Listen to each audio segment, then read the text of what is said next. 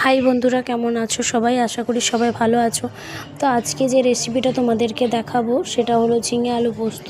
তার জন্য আমি নিয়েছি আলু, ঝিঙে, পেঁয়াজ আর ধনে গুঁড়ো, তেজপাতা আর তোমার আছে পরিমাণ মতো নুন আর কালো জিরে আর পোস্ত বাটা। তো প্রথমেই কড়াইয়ে তেল গরম করে ওতে দিয়ে দেবো কালো জিরে আর তেজপাতা। তো তেজপাতা আর কালো জিরেটা একটু গরম হয়ে আসলে যে পেঁয়াজটা কুচো করে রেখেছিলাম সেটা আমি দিয়ে দেব। পেঁয়াজটা একটু নাড়াচাড়া করে কেটে ধুয়ে যে আলুটা রেখেছিলাম সেটা দিয়ে দেব। তো আলুটা বেশ একটা ভাজতে হবে না, কম ভাজলেই হবে, কারণ আমরা যে ঝিঙেটা কেটে ধুয়ে রেখেছিলাম সেই ঝিঙেটা দেওয়ার পর একটু বেশি করে ভাজতে হবে।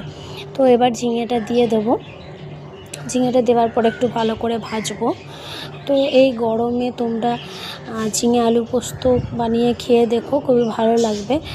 আর গরমে বেশি কিছু খেতেও ভালো লাগে না। তো এবার দিয়ে দেবো ধনে গুঁড়ো আর নুন। আর কিছু মশলা আমাদের লাগবে না, খুবই কম মশলায় ঝিঙে পোস্তটা রান্না হয়।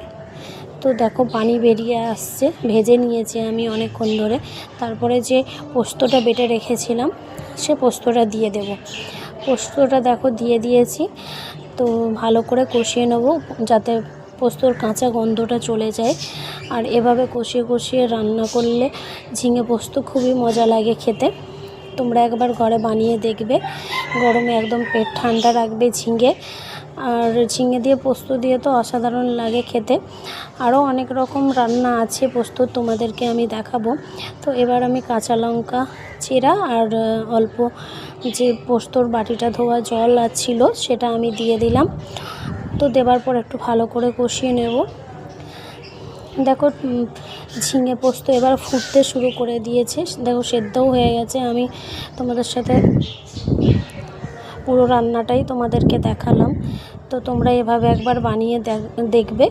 আলু কিন্তু সিদ্ধ হয়ে গেছে, ঝিঙেও সিদ্ধ হয়ে গেছে। ওপর থেকে একটু আমি চিনি ছড়িয়ে দিলাম। চিনি দিলে একটু বেশি টেস্ট লাগে খেতে। তো তোমরা অবশ্যই বানাবে। গরমে একদম খুবই সুস্বাদু খাবার, এর থেকে ভালো খাবার হতেই পারে না গরমে।